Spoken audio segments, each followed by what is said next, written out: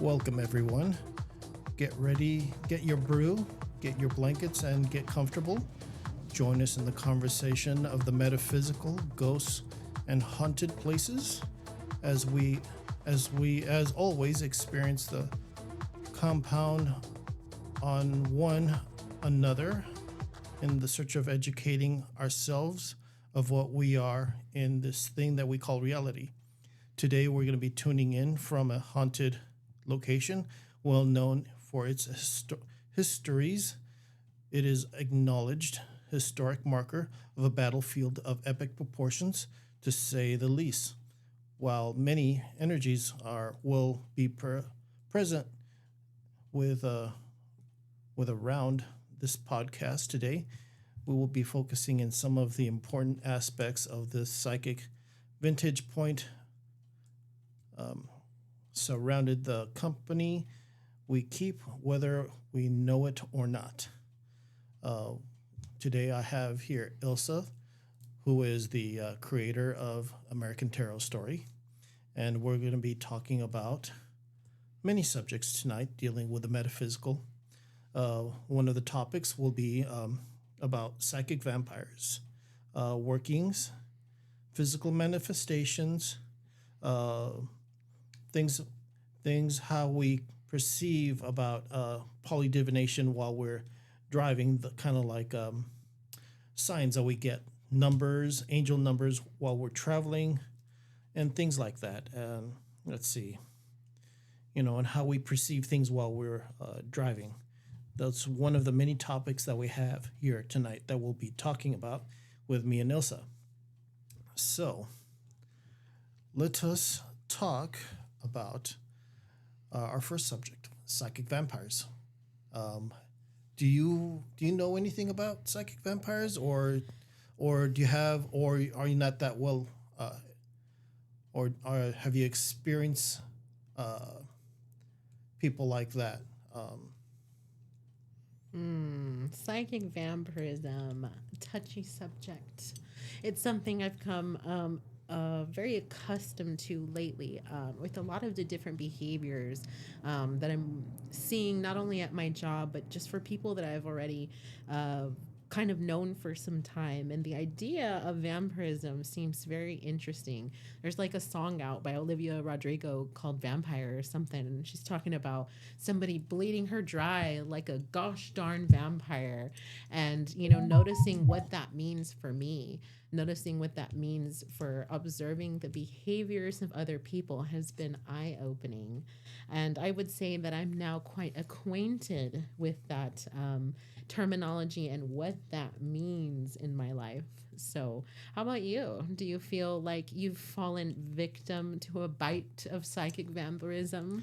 A few times, and most of the times I've always encountered them during like psychic fairs, markets dealing with tarot readers and such events, because I think there are people that don't know that they're psychic vampires, and then there's people that do know that they're psychic vampires. That's a large distinction with the populace of people, because I think that's a good thing to point out to begin with. There are some people that are extremely aware, and then there's people that aren't aware. And I think that going into learning about something is also knowing that, hey, some people don't even realize they do it. So don't feel like it's something that's always so intentional, but it's definitely something that we can learn to identify and move around, as well as deal with people, especially in the regards of, hey, they must not know, or hey, maybe they don't know I know, or maybe I should make it to where they know that I know, and we can learn together and change from what could be very energetically draining in a dynamic to something that can be incredibly energy inducing, versus feeling, like I said, drained. Yes. For me, it's like my big thing about it is a lot of it's there's no consent. See, consent. That's a great word. That is one of those things, like, it's consent, because you're technically coming into somebody's personal space to drain them without consent. And some there are some that do have the.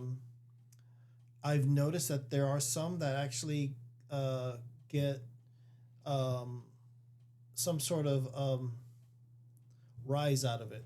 Mm, The mm-hmm. being sneaky and going into some of these markets and intent and on purpose go and drain people, maybe for their spell work or for their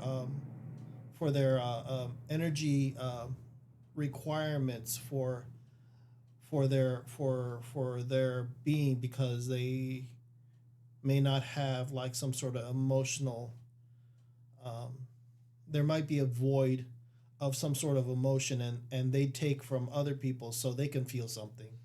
um That would be someone who is aware of being a yes, psychic vampire.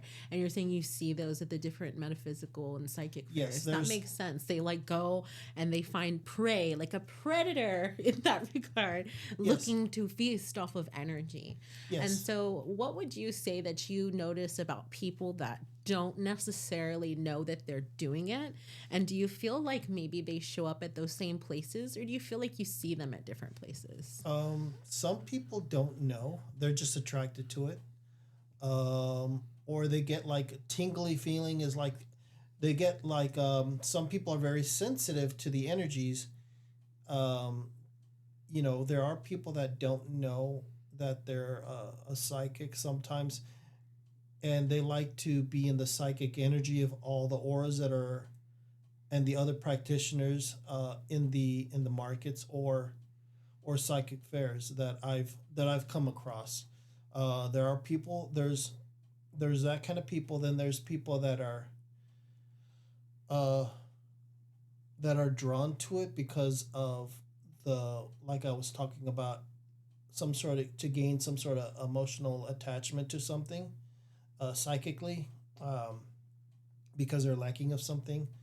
And there's also the people that do it intentionally to do one of two things: use it for spell work, or use it for sustaining a piece of them that they are lacking themselves, to replace and energize that part that they're missing or they feel that's missing.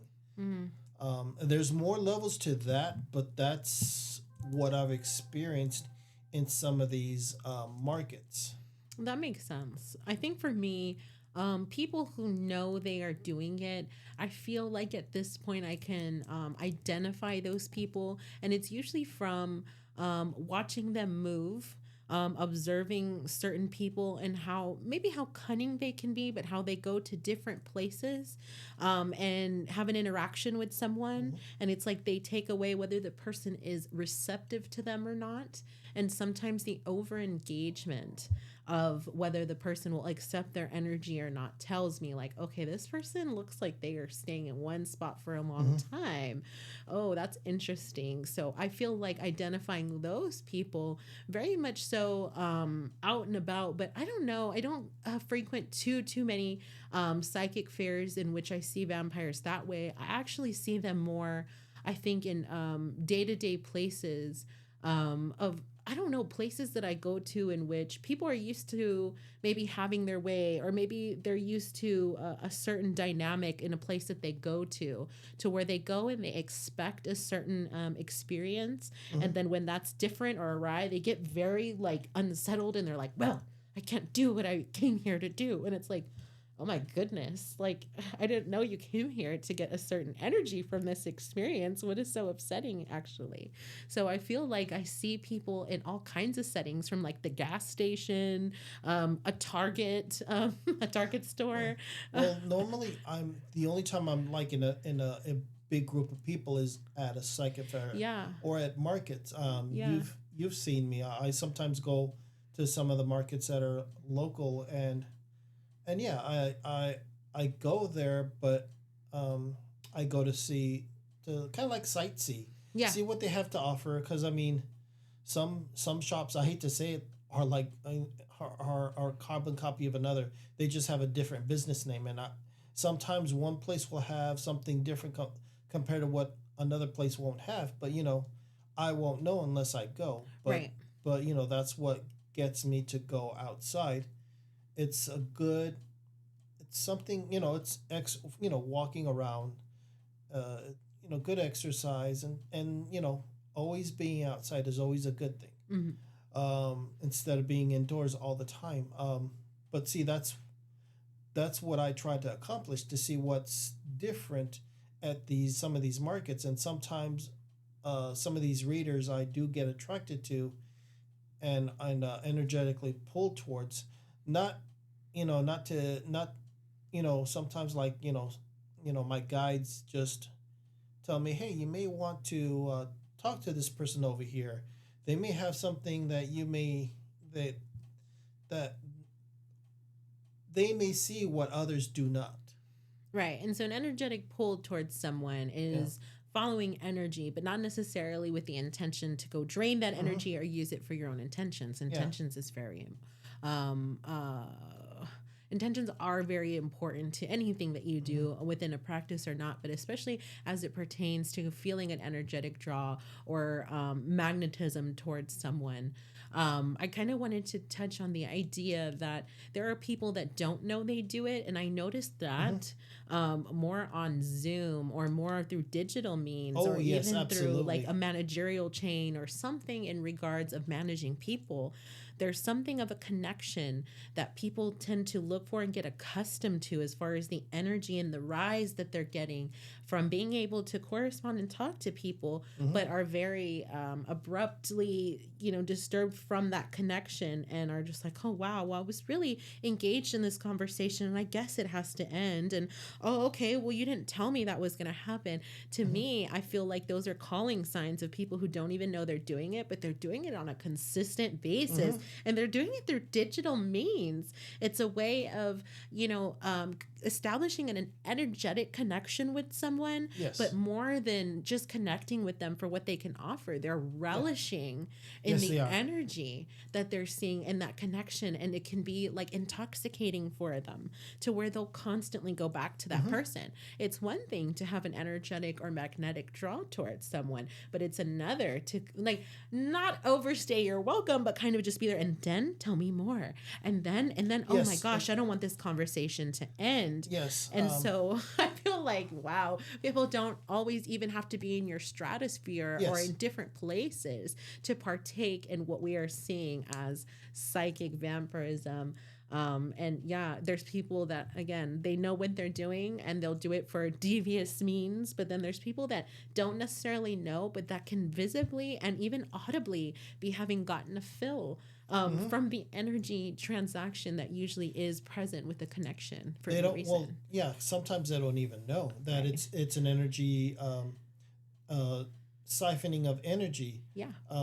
But they do get a rise, or like you said, a kick off of literally ordering and in a Zoom meeting, forcing upon your ego and your intention out to others, as well as taking, like, boom, you're in charge. It's like, just a simple fact, verb, not only pointing but verbally communicating the target. So sometimes that's why, like, pointing is also like a craft thing as well. Well, I Um, mean, we can say that even with wands. yeah, Wands are crafted to, have a point and be pointing as a yeah, direction of your but this is energy. yeah, Now, your finger can point the same it's way yeah, and shoot your energy out but of we it. don't have but it's another catalyst. Mm-hmm. It's a Mm-hmm. catalyst, because Where certain. intentions can follow. Yep. But Mm-hmm. also, though, that's why they don't. I think that's why they don't have, like. That's, I think, the reason behind not to point. Yeah, yeah, sometimes. But then, in let's say back in the viewpoint of being in a managerial role and, being in the place to delegate things and tell people what to do, it might be something that's so innate to their nature in which they are feeding their ego, they're Hmm. feeding on energy, and they get to being so demonstrative about what they need that But it's almost this motion and this but thing also that that really motion. isn't But necessary. that motion, Uh-huh. that's also an intention to beating down. That's Right. a Or that's a even beating tapping. down. Is this a good vein? No, oh, no, no. I'm saying that's beating down somebody's aura Yeah, as well. That's poking it. actually boom, boom, boom. That's actually attacking somebody's defense. It's like boom, boom. Well, That's you know what they say about pointing fingers. There's a couple, more than a couple, pointing back at you. So yeah. yeah, no, we don't No, do but that. still, the tip can be, you know, that's a powerful. Just the tip of your finger can be powerful about in your intentions and also manifesting and breaking because it's your aura, you know, at the tip of your finger hitting another aura, somebody's defense, and that's you're breaking somebody down literally. And it doesn't have to be in person. This can be Exactly. something that can be perceived through Kind of digital like means. just the action that I'm doing this on video can have effects to somebody out there. Right. Just just the action being recorded, somebody might feel that. You know. Right. There's always that, and that's why you got to be people that have psychic abilities have to be very careful with their intentions and their actions sometimes, some more than others. But the same thing with like we were talking about psychic vampires, they kind of feel that. They feel that energy field, and they feel how strong they are. So sometimes they do, because that was one of my experience in one of these markets. One of my few in the local area where I live, there was I was helping out a friend and set up a table, and I was keeping an eye on the table. But there's this, I started to get this headache, just you know, slightly in the back of my head, and it's starting to come forward like this. You know, the headache is starting to get worse and worse and worse, and then all of a sudden around the corner a couple came around. So it was like, okay, there are no coincidences, and as I'm feeling this and the movement, there's actually warm bodies coming around the corner. What are the odds? Exactly. These things are correlative to each other. Pretty high odds. Mm-hmm. Pretty high odds. And then on top of that, I got a headache, and then I created a shield and blocked it all off.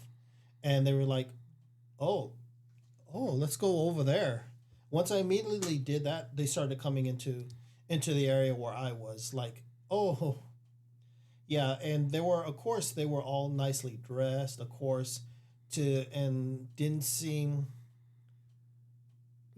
seem real professional looking, but they were so much on purpose stealing people's energies at the psychic fair. That's what their whole intention was. They didn't buy anything. They went in, they scoped around, they worked their way through the whole market, and then they left. Wow. Now, that is something that is hard to define if you're just tuning in or kind of just coming around to the idea of what we're talking about. Defining what psychic vampirism is really hard when you look at someone extremely well dressed who's just there to participate in a good time. But if you're able to see from an objective point of view, sometimes psychic vampirism can look like someone who's well dressed and somewhat out of place, who doesn't participate in the things that most people are there for, and just kind of, you're right, scope things out and then leave. Now, I have an important question to pose about what we've kind of talked about as far as that situation. Now, it's not a crime to be well-dressed. It's not a crime to go places in which you feel that you want to be at. However, if there's an intention to go in and garner attention and get attention and pique people's curiosities, do you think those are initial signs that could be kind of showing who these psychic vampires are as a draw for people to willingly participate in their intention to be a psychic vampire? Meaning that, hey, I dress like this, I do what I do, and yeah, why wouldn't you talk to me? And by engaging me in conversation, you consent to an energetic connection and exchange with me. Yeah. And so there's people that don't realize that maybe they are giving giving consent and just engaging with someone whose intentions Exactly. aren't always forthcoming, but in the guise of a completely Friendly face. yeah, I'd say completely friendly, face and interaction of people who are seeming well to do, but maybe aren't. So, man, I think, yeah, Yeah, because that's real interesting. I think there's a lot of blurred lines as it comes to defining what exactly. it's like dealing with a genie, like in all the Arabian tales. Wow. There you got to be very careful what you say, how you say it, and you keep it straight to the point. But see, then you already know who you're dealing with, Right. and sometimes, they lose interest real quick because there's no energy. You're there's not no benefit. Yeah. Exactly. You're keeping it very short, simple, to the point, and that's the way that you can. So stranger danger comes to mind, right? Like, stranger danger. There's somebody I don't know. Maybe I don't give away all my secrets, all my information. I don't know them yet. So in keeping firm boundaries and keeping myself safe from these things that don't always identify as somebody with fangalangs, looking around to make a feeding, this could be something that can allow you to avoid it, but also observe the person to see what they're really about, right? Yes, I mean, because sometimes it's hard to tell if you're not cyclically intuitive to know that what they're doing. Sometimes unwanted touches, these are the signs. Unwanted, they're really touchy-feely.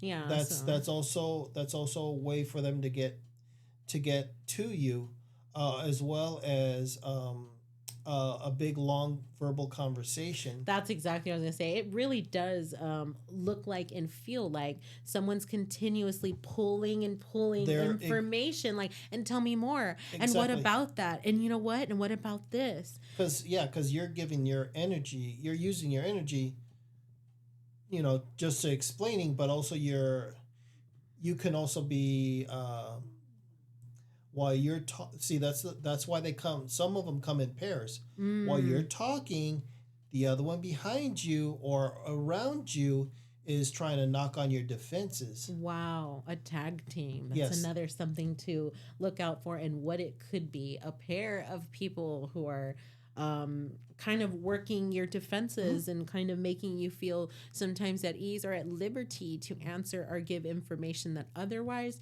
wouldn't be asked of you or wouldn't be asked in such detail or for so long of a time. So I think those are good points. Wow. Yeah, sometimes okay, they want more. Right. And they want more. It's like there is no more. Right. It's like they haven't siphoned enough from you. So they got to. So they're trying to work your defense too. But understand that was one of the experiences that I had. Right. That it dealt with a couple. I mean, I can't say that it's common. It's really uncommon in the psychic fairs, but it does happen. But also sometimes some people can look out of place even though they look normal. Like, you're kind of really well dressed for something, like for a craft, and dressing well is not a crime. However, it is a good indicator that someone may not only be fishing for compliments, but fishing for energy that is easy for them to siphon and manipulate. So, for the purposes of the podcast, I'll allow it. Yeah, because sometimes yes, fishing for compliments can because be a way of drawing energy. Yeah, it feeds your ego. Yep, feeds the ego. Absolutely. That's what that energy does, is feeding the ego. So I like how you pointed out that a lot of the times they're siphoning to fill a void, feeding a void. Yeah, thinking about the word void to me means like just a whole bunch of like nothingness, a big lack. Well, and so when someone's in lack, they're filling an abundance of your energy into that lack, in which you don't know how infinite it can be and how much it can drain you. Exactly. So what would it feel like in your perspective, do you think, to be a victim of a psychic vampire attack. What do you think that feels like? I know you mentioned like maybe a tingling sensation, you got a headache. When somebody's doing those things, in your Yes, perception, what does it it's felt like? there's many. See, that's kind of it's very for each I shouldn't, each of the practitioner or the person who has the ability of siphoning energy, because that's just, I mean, I mean, psychic vampire is kind of like not a really. I don't like the term.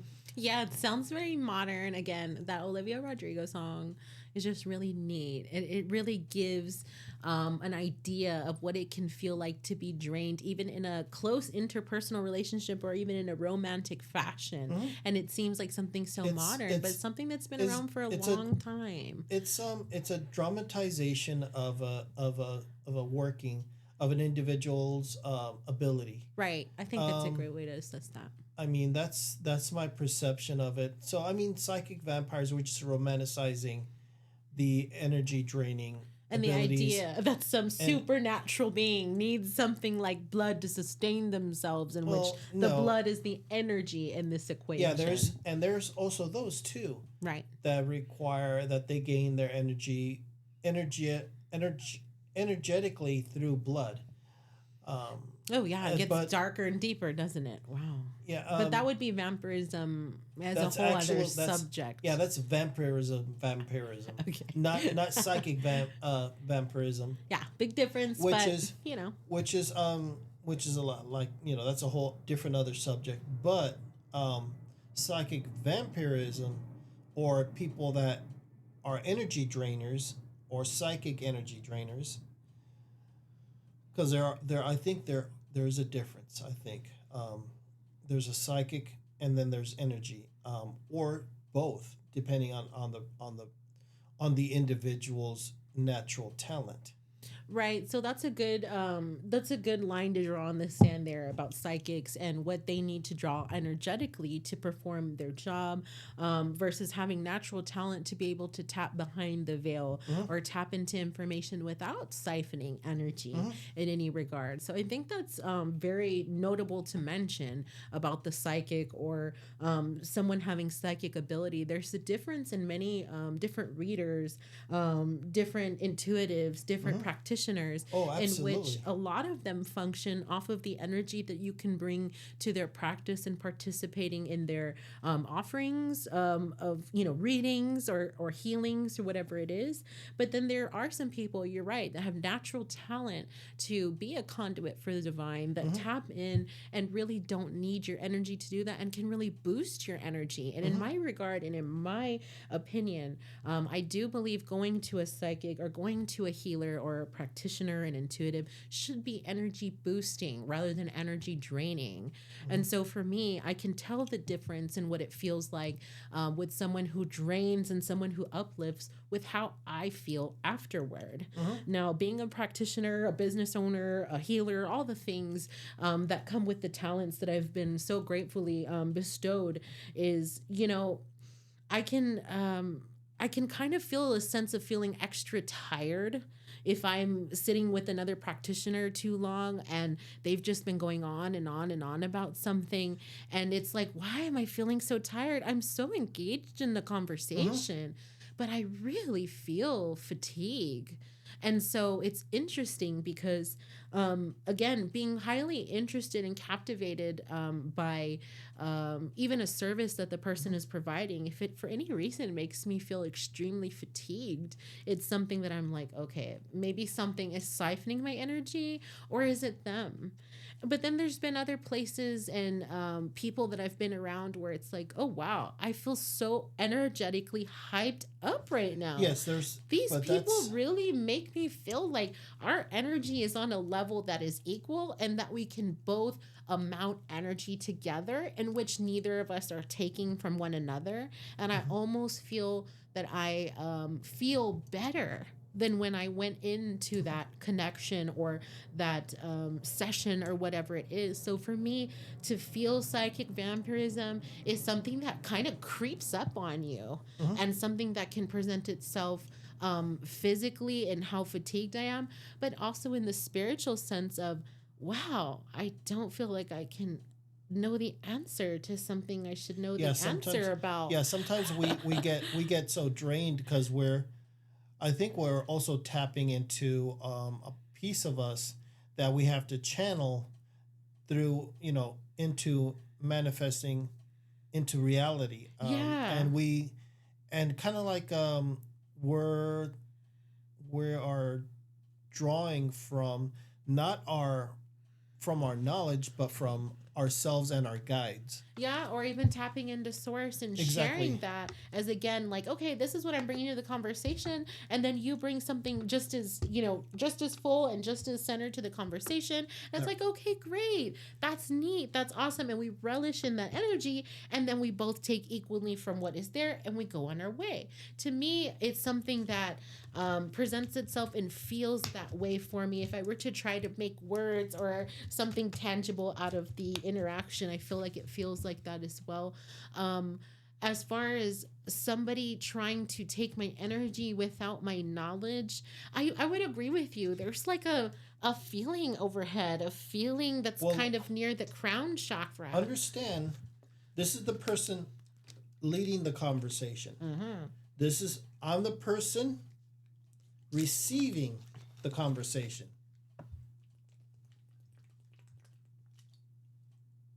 Same concept.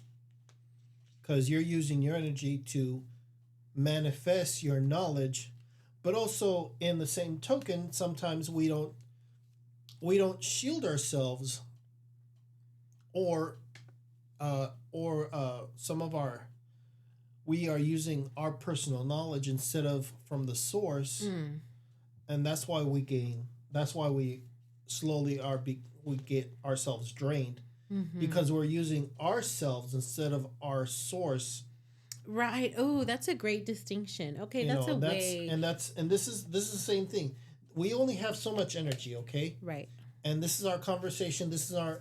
And of course, we get tired after the same subject. There is no more on the subject. So on that subject, we got, once a bottle's empty, that's it. We got no more. Right, but it's those people that are trying to squeeze every drop out of that bottle and say, no, no, no, the bottle's full. It's just your perception. The bottle's full. You can keep talking about this, in which you're No. like, no, I know, but my bottle's empty. And they're like, it can't be. I need more energy. That can be I'm a still predicament. thirsty. Right? I'm Well, still no, well, thirsty. no. The thing is with psychic vampires, it's like you set her down, and somebody steals your bottle and drinks it and puts it back. Oh. That's what I'm saying. I'm like, oh, germs. Oh, no. Well, no, oh. just no. But when you want something, it's all gone. It's like, right. it's saying, to me, that's how I perceive it, and that's how I think I can describe it physically. I think also too, And also we the big one is we don't think about, when we leave or wake up in the morning, protect ourselves and shield ourselves in the beginning of the day. We do it after we leave the house. Sometimes there are some practitioners that don't do it until they get to the market. So sometimes there's all this, all the things that we are attacked psychically. It's like, okay, somebody shook me because they almost turned into my lane right in front of me. Stuff like that. That's still a trauma, a minor trauma that still affects us psychically. That does build up during the day to become a good. The difference between a good day or a bad day, in my perception. right. So one thing I wanted to mention about psychic vampirism that is a little bit apparent to me in interactions with different people, especially the ones that don't know they're doing it, it can feel a lot like there's an exchange going on of information, but what it really is at a lower level is someone trauma dumping on you. Hmm. Someone That's a big saying, one. right? That's a And big it's one. not just them siphoning, it's not just a magnetic or No, energetic thing. It's, it's just hey, I'm coming to talk to you. here. And I know you have I know you have so much It's like, information, but before you do that, let me have your ear and let me tell you all these things and tell you all these things and tell you all these things no, to no, where it's like here's all this garbage. Let me just toss it on you. Uh, and it's a and now way it's of yours. making yourself lighter so And now that you it's can and now it's yours, so you deal with it. right. And so while that can of course have a different name and be categorized into something that may seem off topic, I wanted to bring it around to say that it's something that conjuncts with the idea of psychic vampirism for me, because it's almost like a guise, a different guise, a guise Yes. of the words, a guise of the intentions versus being well dressed.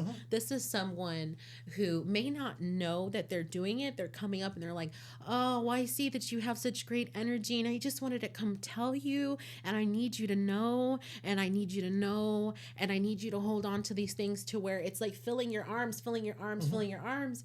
And while your arms are full, you can't do this. You can't keep your energy close to vest. You can't even move your hands, so that it makes you a little bit more open or vulnerable to lending your energy or them having access to it. So I wanted to bring that idea around into our conversations today, because while trauma dumping is something that people aren't aware of, I do kind of put it in the lane of psychic vampirism, because you're stealing energy from someone who has energy that that doesn't have that set of problems, and you're coming and bringing those problems to them, but in a way it's a form of, here, I'm giving you this, so feel this way about me towards me. And it's not to say that you shouldn't, lend an ear to someone or be available for someone when they need to talk. I'm saying this for the purpose of, this is another way that psychic vampirism can happen, and sometimes even get us to willingly lower our defenses in empathy and having, holding space for someone and what they're trying to say. But there are people out there that absolutely do know that they're going and they're dumping it off on the strongest person that they can find, or someone that's able to listen for an extended amount of time to gain something from it, a sense of feeling lighter, feeling better, whatever it is, because they get a bump of energy that they wouldn't have when they put that stuff down, and they do it on purpose. Yeah, it's that negative energy that they go, here, you deal with it now. Right. And so while it's not necessarily like that siphon or that draw, it's a way of changing hands of energy. Yeah. Yeah, it's energy. It's energetic exchange. Yes, it's another energetic exchange, but it's a negative one, a one that does become attached, and you do need to cleanse yourself after that Absolutely. kind of conversation, because sometimes like it's too deep where, I'm sorry, you need counseling now. Or you need to preface that this is extremely heavy and get my consent to have this depthful conversation with you. Yes, because I'm not equipped or prepared. It's like, I can give you messages, but I'm not a professional psychiatrist. And that's the hard thing, is to know when to tell people, like, okay, this is the best that I can do for you. Right. It's a healthy boundary. It's a healthy boundary. Yeah. And that's to protect you, and that's also to protect them, because because you can guide them, but guidance is different from a professional a psychiatrist that can actually help and has the tools designed to help and able to give them the proper medication if needed for whatever symptoms that they are having. They are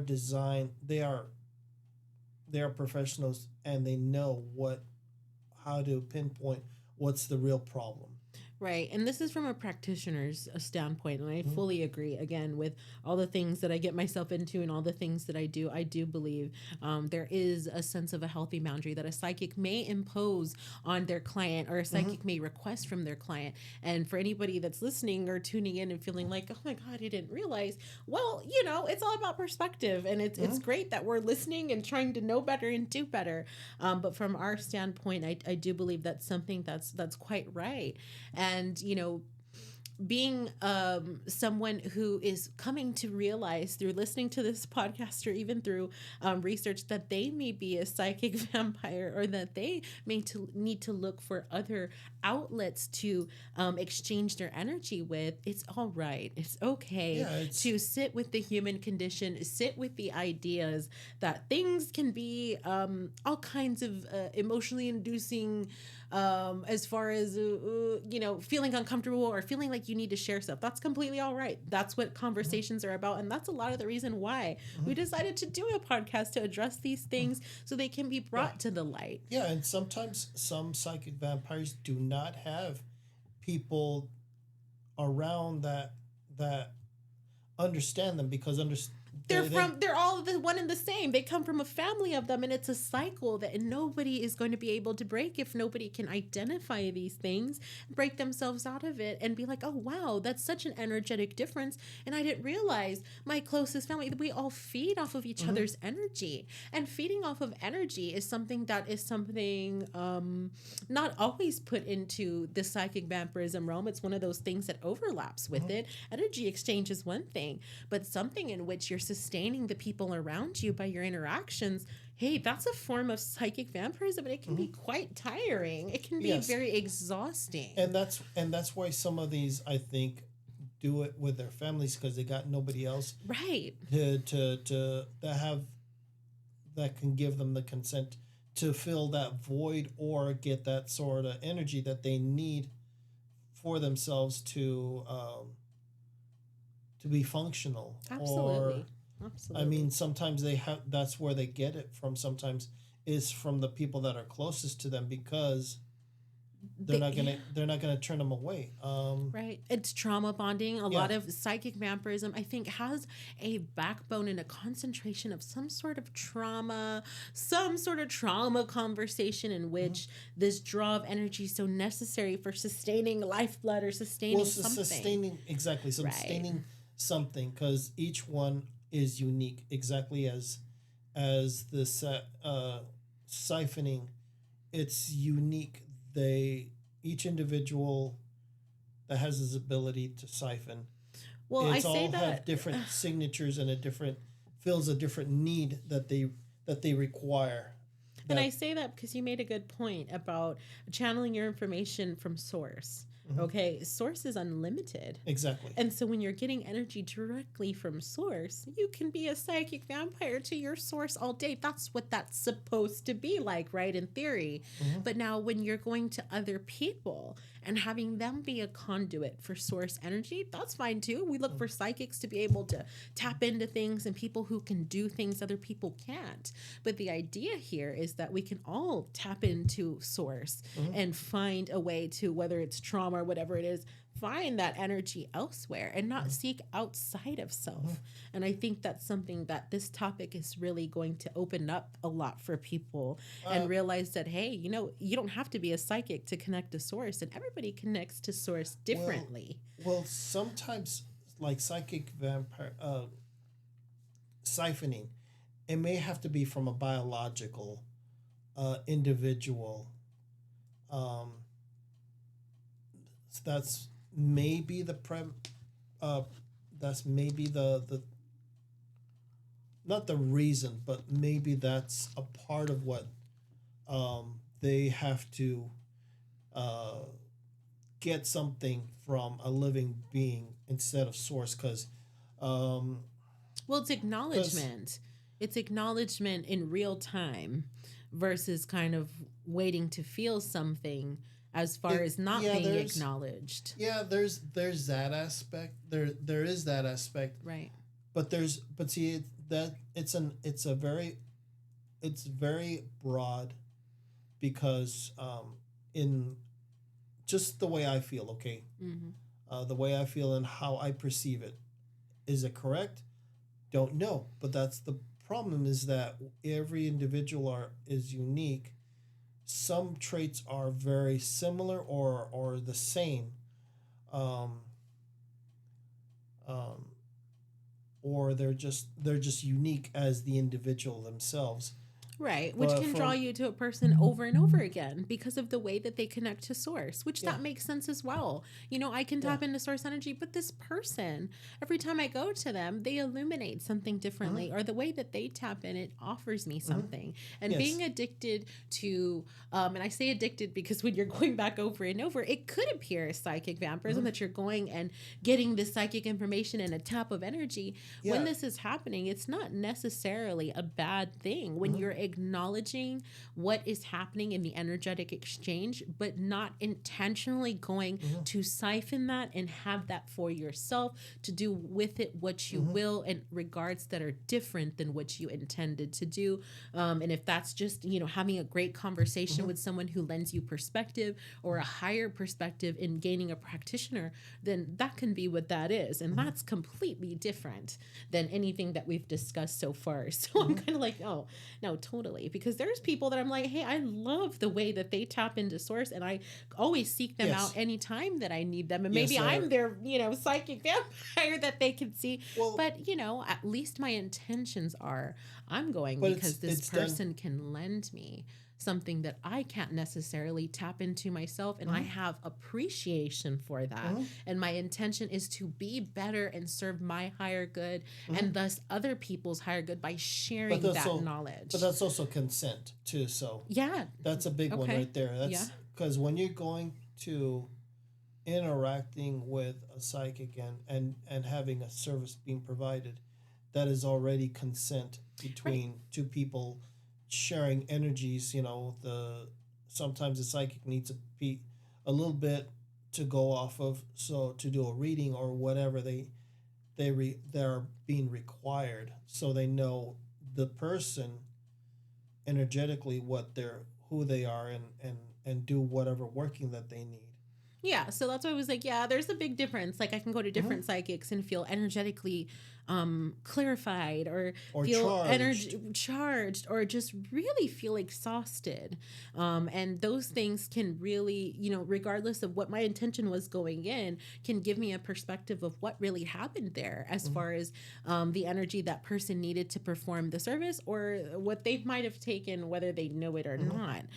So I think it's great that we identify those things and gave, hmm you know, plenty of examples and different dynamics of how this can show up so that we don't confuse people too badly yeah, because I mean, because it's one of those subjects. It's just so broad. it really It is is. so broad, and I can't just say, oh, one is, some of them are similar, but each person's unique, and so is their ability to siphon. Some of them may not need to siphon from people. They might be able to siphon from rodents or a pet or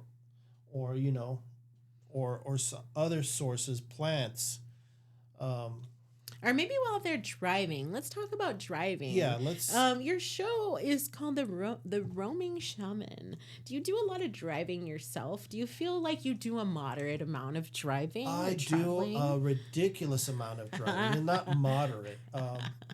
Since I have a 70-hour work week, so 11 hours to do as much as I can. But sometimes, depending what time I start my day, I may not even be able to do a full 11 hours. But yeah, I mean, So the reason I I ask do. you about driving is because I do feel like maybe people get their top of energy and their siphon of energy almost at random or quite intentionally while they're driving. We talked about psychic vampirism Mhm. kind of happening through digital means, happening person to person and what that can feel like and how to kind of like sidestep it or recognize it. But what about the aspect of driving and being around people whose energy you have no idea what they're carrying, what they're looking for, and really not having a choice to get away from them, especially if you're locked in a traffic jam. So I wanted to bring that little caveat Um, into conversation here. well, sometimes like sometimes the vehicle itself can be a physical manifestation of your protection. Mm. So it's Also, important to protect yourself while you're driving as well. absolutely, Okay. absolutely, oh, absolutely, because Hmm. even though we acknowledge ghosts a lot at night, does not mean that we cannot come across certain entities during the day, Hmm. because that happens. That can happen. And so entities can also be culprits of some sort of siphoning or vampirism as well, right? Oh So yeah, we talk about spirits. We talk about spirits that harbor within people and their spirit and their soul. But in driving, the paranormal, the ghosts, the siphon, the frequency, all that is still very much it's something still to be within, the understand that the road does still is still chiseled through wilderness. Mm, So understand that those grounds belonged to somebody back then, and sometimes there are sacred places close to or close enough on the side of the road to encounter beings of protectors of certain sacred places. hmm. Because technically, at one time, maybe the part of the road was a sacred part of the sacred place. Um, And so maybe you'll feel drained or extra tired when you drive through certain not places. And maybe it's not a person, but the idea that there's a place and energy there that's maybe a little bit draining, right? it's it all very see that's the whole thing. Location varies of the interaction or the what somebody can pick up. Like the desert can be draining during the day because it's unrelenting heat. Um, of course, that's just like a physical manifestation because of the sun already. Right. Um, but sometimes, like the desert, let's just say, sometimes they have uh, understand that there have been roads that don't exist anymore that were back on the Oregon, not the I shouldn't say the Oregon Trail, but I was but like, the if you're wag going to say the they Oregon had Trail. but the wagons coming across from east to west for the gold rush. There's been there's been countless of people that were lost between the east heading to the west for gold. Um, there have been people that trespass in certain areas that were dealt with by the locals, because of trespassing, and there was maybe no treaties, um, and that actually is very I think happens because sometimes I had a vision that just pops up in my right in my face of an image that manifested like it blocked my vision of driving for a second. I actually had to shake my head real quick because I'm driving, and whatever spirit wanted to me to get a reaction or trying to help them, I can't because I'm on a schedule. I can't. That's the only thing about my current job is that I can't stop, do a ritual, hopefully you know banish or help or release their pain or anything or find out what went on, because you know I still have to accomplish a certain thing so I can get paid. and sometimes you just can't help. And I have not gone through that area in the desert since then, but yeah, that was one of the it was one of the routes that I had to take at dusk. It was at dusk that happened to me while I was driving, and sometimes you can't do nothing except give a blessing. Hopefully, you'll somebody be able to help you, or give a blessing, give a prayer, give something to hopefully acknowledge sorry that for whatever happened to you, and I got to move on. And that's the ugly truth. And sometimes about my work is like there's nothing I can do about it. you Right. know So it um sounds like you mentioned a lot of things that may be affecting you as far as how you feel with geopathic stress, ley lines, how the land sits, and how mhm. you visit those things, and how And not I consequentially they come not with really spirits not too. not really visit, just passing through. Right. Not as if it was visiting, the only places that I get to visit in, that I have a choice is like truck stops, which are also haunted too, depending on location. Well, those are filled with warm bodies and people sometimes. So what I'm Well, asking is not always, sometimes. not always, but there are ghosts that are there too in certain truck stops in certain states. Well, right. Certain spirits, while you're driving, can be present that get a reaction out of you, or Hmm. that get you to drive in a certain way. Maybe it's faster, maybe it's slower, maybe it's in a different lane. And I bring this up because I noticed that whether they're spirits or the spirit of people, as far as psychic vampirism, or as far as that is concerned, is really concerning to me when I drive. It's not that I see people's auras when they're driving, but it's that almost their energy is palatable Hmm. to me, in which some people will even, it feels like they connect right onto my car, Hmm. right? And it's like, okay, there are some feelings of being hyper aware when you're driving. You're driving a 5-ton vehicle. Of course, you should be Hmm. extremely aware. And that's at the smaller end. The driving larger vehicles, Hmm. even more aware. Now, I bring it up because sometimes people feel like they lock into your energy. And it's like, what are the odds that this person is going turn by turn with me on my route? They have to be XYZ close to me. Hmm. Are they siphoning my energy? Are they trying to get a I rise out of me? um Is this a ghost? Is this a spirit? Is this a person well, using the ability to drive on the road some to get people, some of their energetic drawing done? there's also could there's there could be that there's a chance, okay, there's a chance of that. And sometimes some people are out there, have no other purpose but to cruise around and just follow people. And sometimes, oh, she looks pretty, I'm gonna follow her for a while.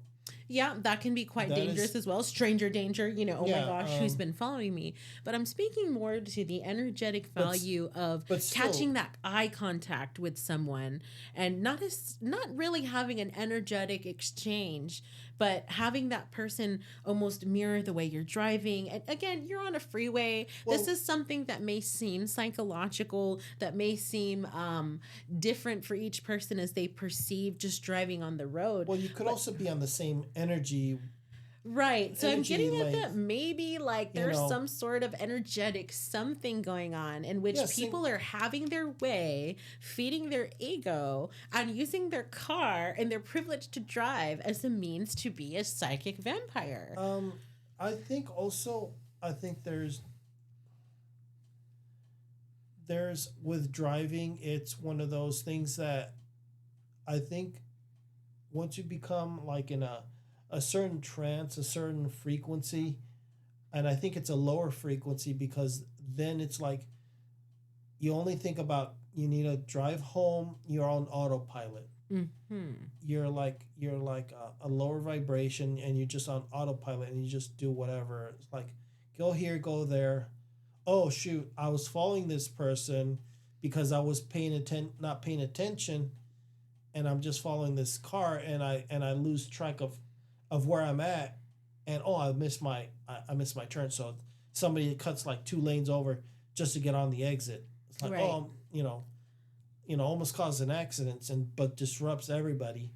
Right. So there's things Disrupts. that happen by chance, right?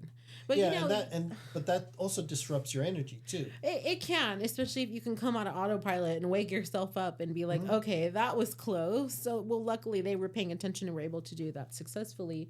But, on the topic of people cutting you off and just swerving to get off the interstate in a fast way, which nobody realized they were going to do, have you ever noticed how spirit or energy can be conveyed through maybe angel numbers or the language of the universe, as far as license plates or maybe even decals that cars have that flash in front of you?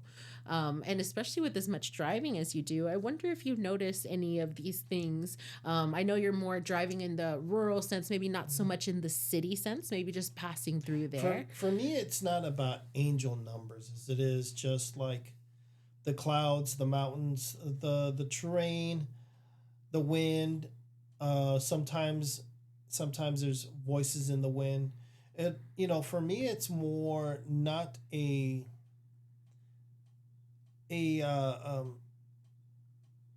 numbers direct. For me, it's not about numbers. Okay.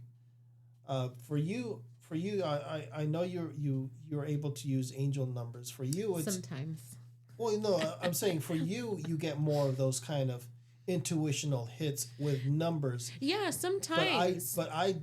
For me, rarely is it about numbers. Or decals on the back of a car or Nope. anything like that. No. No. Ah, well, I thought I'd bring it up in discussion Not because for not like I said, not for me. yeah. Because in my perception, it's different.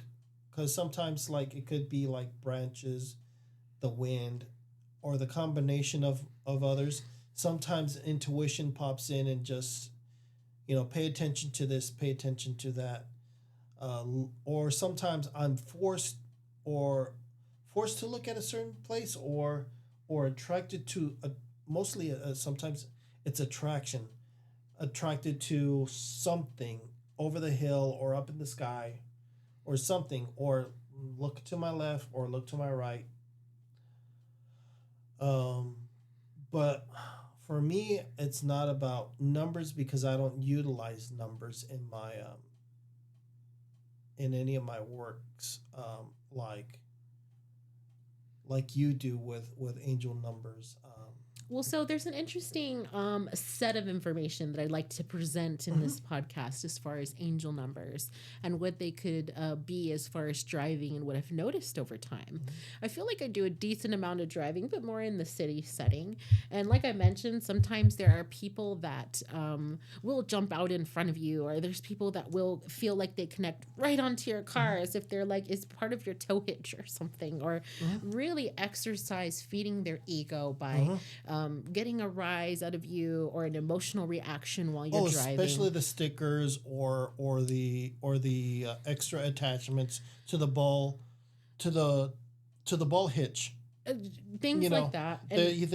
those are designed to Right. to get a reaction. Some of the stickers And there's are some very people that are intentional. They know the car they have. They know what they're doing. But there's something that I've noticed too, as far as the universe communicating with you. Kind of like you said, you're not so concerned with people and the psychic vampirism that they can accomplish through being on the same road with you. Even though it's something they either know or they don't know they're doing. But they're signs of the universe and how the universe can communicate with you and sometimes use other people to make yourself more self-aware or know yourself in different ways. Like, for instance, we talked about psychic vampirism being something that's okay, it's manageable. Once you figure it out and it's brought to the light, you can equip yourself better, you can shield yourself better, you can do things better. And that's something that, as far as driving, sometimes the angel numbers come into question for me. Sometimes we're having a thought while we're driving. Sometimes sometimes being on autopilot or really concentrating on something else that may attract someone's energy right to us. But little do we know that person was divinely put in our place to help us snap out of whatever thought process or pattern we're having and have the universe come in to have a conversation with you, that even if it is via psychic vampirism, you're being aware of the things that need to be shown to you within due time. Yes. And but I think that's how they choose to interact with you.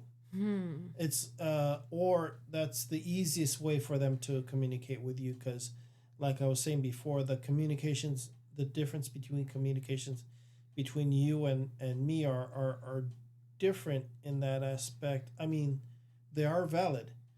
I'm not disproving anything. It's just that the perception and what I'm attracted to and being brought forth to perceive and translate and understand are rarely numbers. Interesting. But for you, that's how they choose to communicate with you on some level, and that's a connection that they're able to know. Like you said, angel numbers. Who are your guides that like to use that? You already know that. Who likes to use those? For me, not so much. So. Right. So in terms of psychic vampirism, my hypothesis is that sometimes people feed their ego while they're driving because just being on the road with them is consent enough to be a part of their shenanigans, or what they're trying to enforce on the road, despite the rules of the rules of the road and all the things that should be understood as far as driving. I bring that up because whether they know it or not, sometimes there's a sticker or there's something that the universe can send with something even as negative as somebody going out there and being a psychic vampire driving around. There is something that can be taken from it as far as the learning experience and why these things happen. And if we feel like that's constantly happening to us, that maybe we're missing a message, and that maybe it's a psychic message, not one that really has any vampirism to it, but it took being aware of someone using these means for the universe to get a message to you. And so I bring up angel numbers because for a lot of people, it's a universal sign and symbol to get your attention, or it's something that's somewhat of a synchronicity that'll show up over and over again that really can be somewhat of a psychic message. And in regards to psychic vampirism, sometimes you said, it's being on a certain frequency and being on a lower frequency. Sometimes we need to understand what all that frequency holds. And not all of us remember the train of thought that we're having before, somebody does something or whatever it is. And I bring that into the conversation because angel numbers can usually be positive, but sometimes in a negative or shadow aspect, they can teach you something to avoid the frequency or learn something about the frequency that you otherwise wouldn't have thought, so that you can avoid being a target for people or avoid making the same thought pattern through and through, so that maybe there's less, indiscretions on the road. Maybe it's something that you can change and know about yourself as far as your vibration, thus can help you in person when you get off the car, and can kind of be around people in the consenting fashion again, as far as, messages or connecting with people, much less the universe. So there's a shadow aspect of angel numbers that I kind of wanted to talk about. So sometimes, people are having the worst day and someone will be like, oh, I'm at a worst day frequency as well. And I'm just going to let you know that by using my vehicle to pull right alongside you, because I have no outlet. I have no one else to do this with. And this is how I know things to be and how to do things. Okay. And this is the way that I'm perceiving how this kind of probably could go. Right.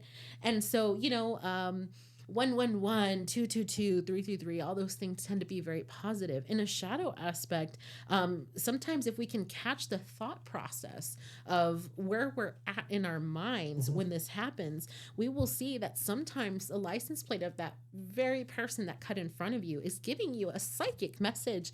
111 can also mean being overly demanding, Maybe you were in a thought or a thought process of being overly demanding of people, visiting a past reality or a past impression, and really feeling your vibration take a lower plunge, and having somebody coming right into that energy and either siphoning it, whether they know it or not, or relishing in it to where it makes your day worse, instead of eliminating a condition that you can be like, oh yeah, I was being a little bit negative, I was being a little over demanding. Misery loves company. Right. So let me, when I'm driving, I'm gonna make you miserable.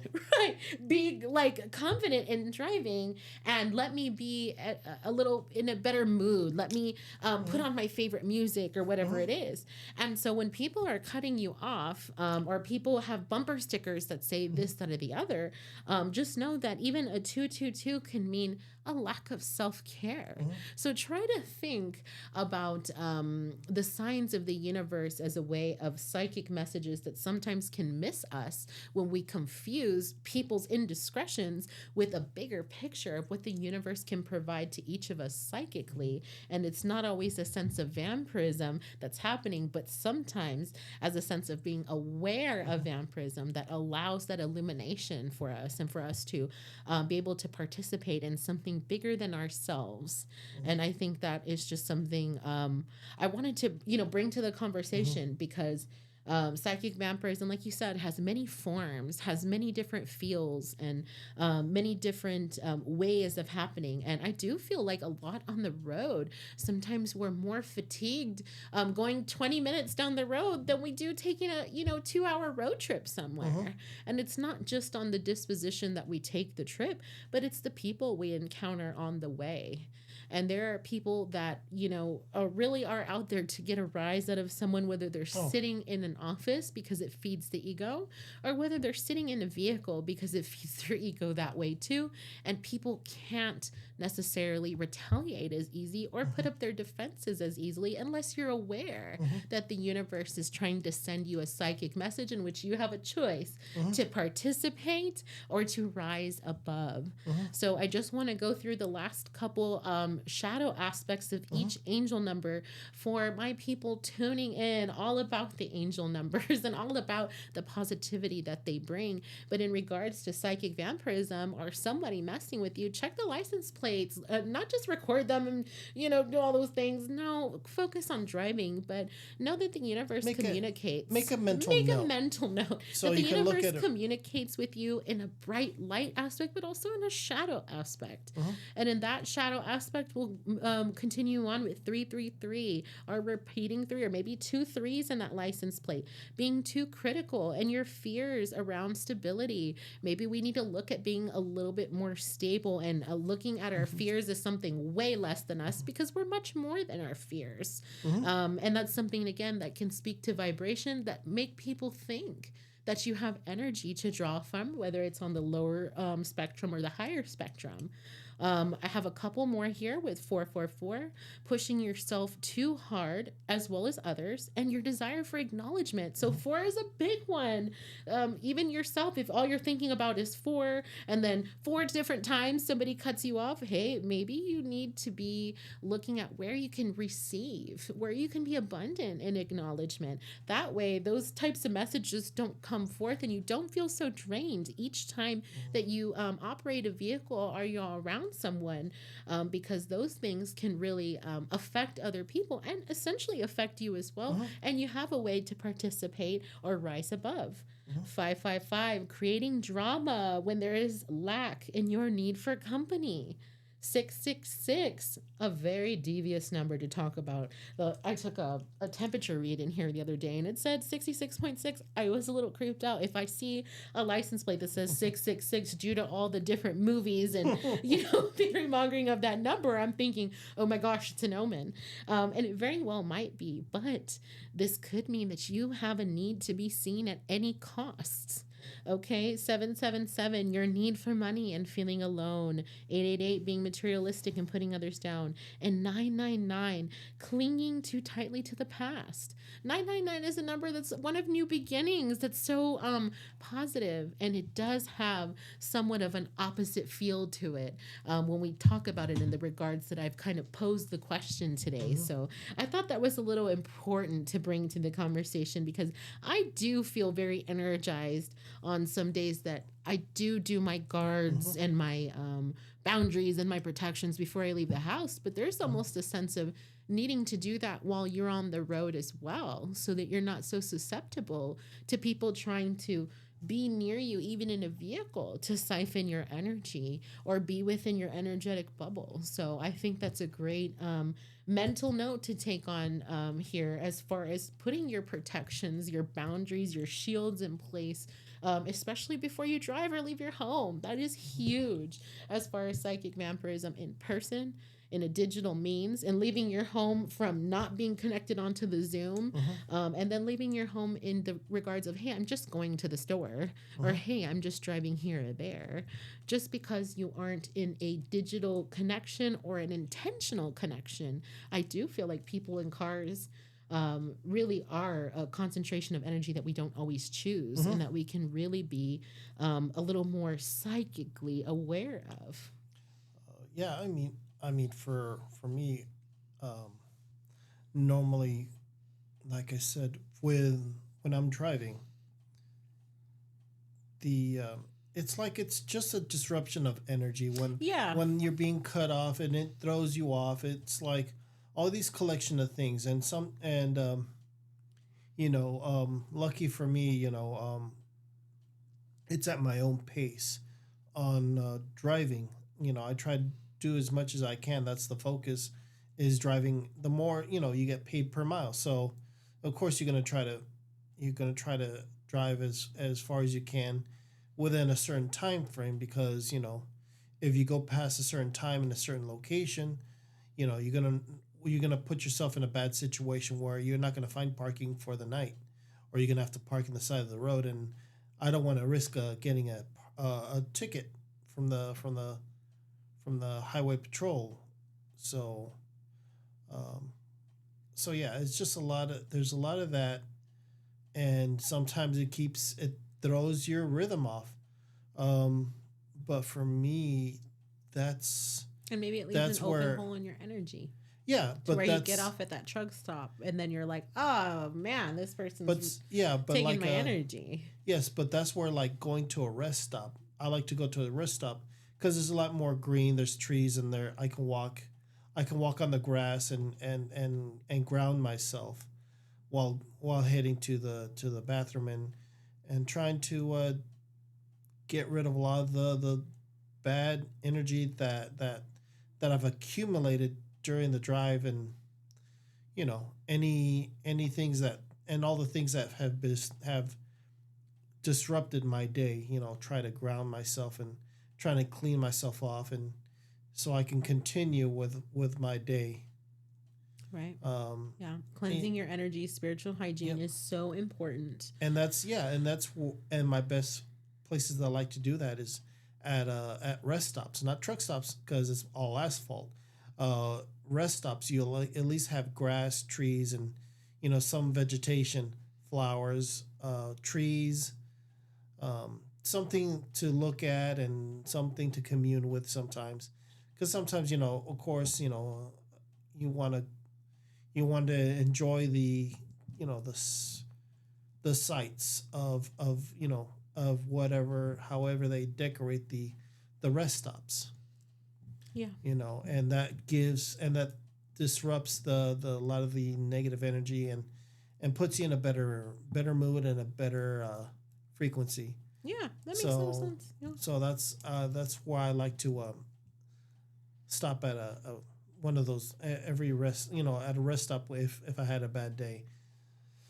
Um, but yeah, but that's how I deal with it, with that kind of rough day where I had a lot of people not not being very aware of their driving, or being disruptive and not understanding that I drive a semi truck. I can't stop on a dime, so they cut right in, they cut right in front of me and get into my lane. It's like I have to slow down, because if not, if something happens, I'll plow right through them. Right. Um, and that's their death, but it doesn't matter in the court of law. I would still go to jail even though that they did it to themselves, because it's still manslaughter. It's involuntary manslaughter. So I'll be put into jail for their stupidity. There's no way around it. Maintaining vibration is so important. And while psychic vampirism is something that is definitely on the rise and termed appropriately, it's something that I feel that listening to different perspectives and gaining knowledge around can really be helpful and help you kind of not always have your defenses up, but help you be aware of how this can manifest and how we can sidestep the idea that psychic vampirism can happen to us, because we are psychic beings. All of us are. Mm-hmm. All of us have antennas for picking up different frequencies, as well as the option to participate or just observe what's going on. Mm-hmm. So I think, in driving, you're right. There's a balance between observing and participating, mm-hmm. because that's what you have to do. And as far as psychic vampirism and what it feels like and what it looks like, I really do feel like it takes many forms, and becoming more knowledgeable and, practicing simple things as far as spiritual hygiene can mm-hmm. really be conducive to maintaining a vibration, and that being mm-hmm. something that's so important through and through, even if you aren't a practitioner. We are both practitioners. We are both, mm-hmm. Healers and people on a specific path. And this seems like something that we do on a consistent basis that would seem like a given, mm-hmm. but to a lot of people tuning in, or a lot of people listening, maybe it's not second nature, and mm-hmm. maybe it could be, as far as some things that they're missing to help them combat psychic vampirism. And I'm so glad we're able to really illuminate those kind of things today. I'm so happy that we're able to talk about this, because it really is a rampant issue. It's a rampant issue throughout a lot of the different social media apps and interactions at these psychic fairs, which are really gaining popularity. I think there's not a rise as much as it is. I think people are becoming more perceptive to it. Mm. I think it's always been there. It's just people are being more perceptive of it. Truth. And that's my perception of it. Yeah. I can't say that it's. I'm just saying. I think that's what's been going on for a very long time. True. Yeah. It's just now that we have things that I think we can perceive and understand and have a conversation about these subjects that will bring things to light. And also, hopefully for people that never thought about it, they'll click. Because like I said, there's some that are intentional, some are that are done on purpose, and then just people that just don't realize what they're doing. And so one last thing I want to touch on that maybe we can surround another episode around is dreams. Do you feel like people can psychically be a vampire through the dreams? That I don't have any knowledge on, to be honest. What is it possible? I believe so, but I don't think I believe there are energy beings that can do that, but I've never come across an individual. I do believe that would be very devious spell work, or very shadow work oriented practitioner that may be able to intend to psychically be a vampire towards someone in the astral realm or in the dream state. And I don't see it as something that happens quite often. But I wanted to see just what you felt about that, because I know some people feel like, what is it? Nightmare on Elm Street is something that can happen, in which there are things present in your dream that keep you very fatigued and that seem very real.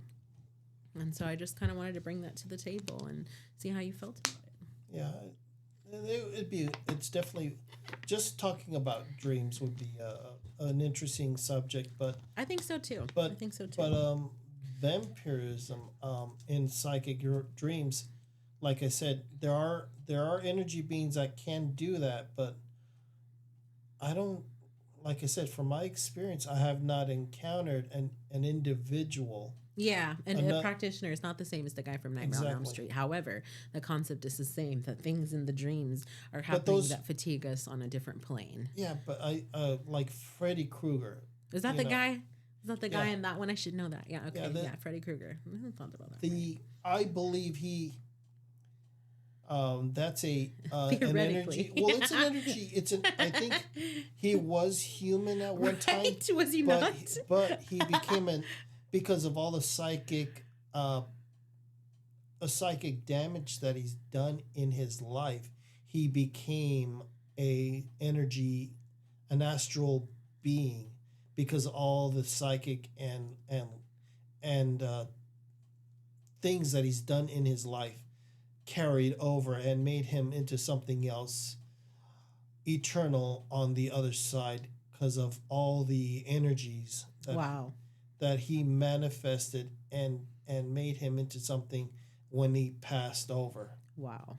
That is quite the perspective to lend your listeners about Nightmare on Elm Street and Freddy Krueger. I've never thought of it that way, but that makes a lot of sense for me. But I hope it makes sense to people tuning in too, because I've never thought of it that way, but that makes so much sense. If you had a mic to drop, that could be your mic drop moment about psychic vampirism and the consequences of your actions karmically in this infinite cycle of your intentions and how they really do manifest throughout many lifetimes. And really karma is part of a religion, so we can't just coin it as like an everyday thing. It's just repercussions. Right. Is probably a better term, because karma is like I said, comes from a certain religion. And so I feel like sometimes the repercussions that one could deal with, whether they know or don't know that they're a psychic vampire, would be that sometimes energy is completely removed from an outside source. And we have to figure out what that life is like, to have to garner our own energy, our own strength, our own tapping into source. And that can feel somewhat like a punishment, but it's something that we're led to know as a result of our actions. And then the people that have taken these steps to be intentional with, being a psychic vampire to people, there's consequences for that as well. So maybe we avoid doing that, or do it a little more skillfully so that we're not detected, but know that everything, in my belief anyway, is written somewhere, called potentially the Akashic Records. Yes. And those indiscretions will have their own set of consequences. So there are lots of incentives to keeping a high vibration and being right with your intentions. But, that's a great I'm never going to forget that. The perspective around Nightmare on Elm Street and Freddy Krueger, and what that meant as far as what all his intentions were and what he is serving as far as a sentence, as a punishment for being someone who may have been an energetic drawing being. Yes, but also I think these also feeds off of what he does too. He feeds off of it. That's why he's like almost an eternal being. As long as he does what he does, he feeds us off that and can't be destroyed, because that's amazing. Yeah. Because he's feeding like a spirit or a ghost. Some of them are attracted and charged by extreme emotion or events in people's lives. Wow. So yeah, I mean that's that's like neither here or there, but a very, very cool concept to bring the things presented in cinema into something you can. Yeah, I mean, but yeah, there are things out there, but we just don't have names for them. Right. And Or so the act- name psychic if there's vampirism might change, don't you think? It might change into something else because it was something else before. It's something that's always existed. So well, that's why I call them people that are that siphon energy. energy siphoners. Yeah, That's a I good mean, term. but Energy siphoning. yeah, because I Siphons. mean, like I said before, psychic vampires is just romanticizing an ability. It's like no, it's Sometimes. yeah. I mean, it's.